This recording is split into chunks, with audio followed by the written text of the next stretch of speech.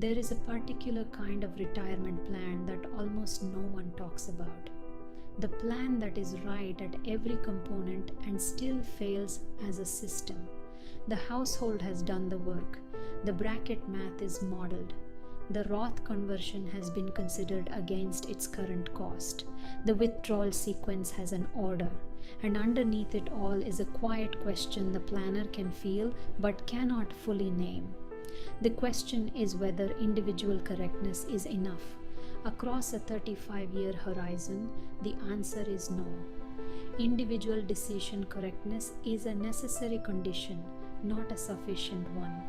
The second-order interactions between bracket management, account location, withdrawal sequencing, and basis treatment compound across decades into outcomes that dwarf the first-order effects every component model is built to capture.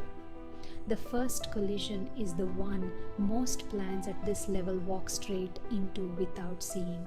A pre-tax balance of roughly $1.28 million at age 51, compounding at 7% for 22 years, with minimal draws, does not stay where the plan left it. It grows to approximately $5.7 million by age 73.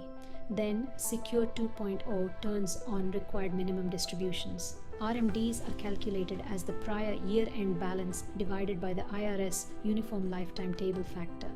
At age 73, that factor is 26.5. A $5.7 million balance produces a first-year RMD of approximately $215K. That is $215K of ordinary income, not capital gains. Landing in a year, the withdrawal sequence assumed the pre-tax bucket would already be drained. Then it's tax. The provisional income formula adds half of Social Security to AGI to determine how much benefit is taxable. RMDs push AGI high enough that 85% of Social Security becomes ordinary income. Qualified dividends from the brokerage stack on top. The income picture at 73 is structurally different from anything the plan modeled at 67. The second collision is more subtle because the underlying thesis is actually sound. The stepped-up basis idea, let the taxable brokerage compound untouched for the planner's lifetime. Transfer it at death. Watch heirs receive a basis reset to fair market value and pay zero tax on decades of embedded gains is one of the most powerful structural moves available to a household of this scale. But the thesis is conditional, not automatic. It holds only under one condition. The account is never touched during the planner's lifetime. And across 35 years, the conditions that could force a draw are not theoretical. A long-term care event in the final decade. A dividend yield compression that breaks the income leg of the plan. A sequence of return shock in the first 5 years of retirement. A health insurance gap before Medicare. The stress test is not, is the thesis correct? It is, under what conditions does it fail, and how likely are those conditions across 35 years? The third collision is the one that does not exist at the federal level, which is exactly why plans miss it. Several states impose their own estate tax with exemptions far below the federal threshold and with structures that do not behave the way federal estate tax does. The most consequential of these is the cliff. Federal estate tax is graduated, only the portion above the exemption is taxed. A state cliff is structured differently. Once the gross taxable estate exceeds 105% of the state exemption, currently around 6.94 million in one large northeastern state, the entire estate, not just the excess, becomes subject to state estate tax at rates up to 16%. A taxable estate $1 above the cliff is taxed on the whole estate. Now apply that to a brokerage compounding to 15 to 18 million, sitting alongside pre-tax accounts and a paid-off home in a high-cost state. The estate is not near the cliff. It is far above it. The clean inheritance goal collides with a state structure that requires entirely different planning, gifting strategy, trust structures, residency analysis, none of which is captured in the federal model. The fourth collision is the one that hides inside a decision that looks like a clean win.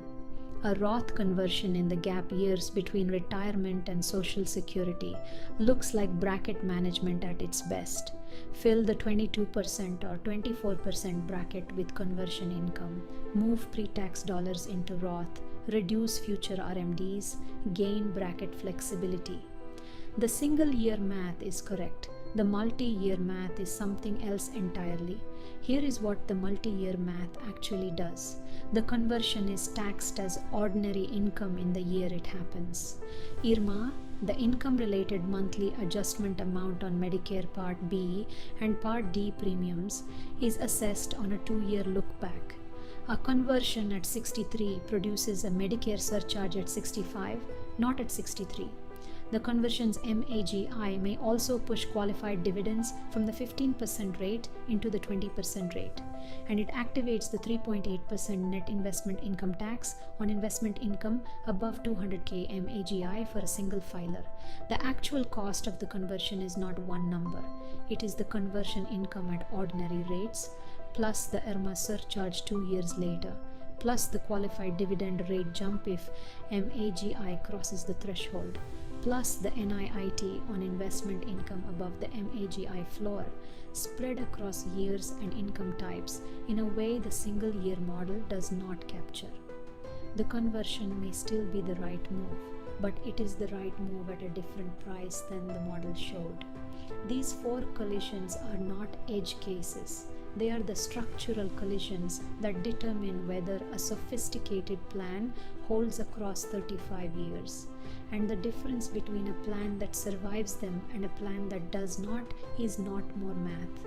It is a different kind of modeling, one that runs the decisions as an interacting system across time rather than as a sequence of individually optimized choices. An answer level plan asks whether each decision is correct. A framework level plan asks how the decisions interact. The first is a checklist. The second is a system. For a planner sophisticated enough to feel that something the framework cannot show is the thing most worth finding. That instinct is exactly right. The 4 collisions named here are where the search begins.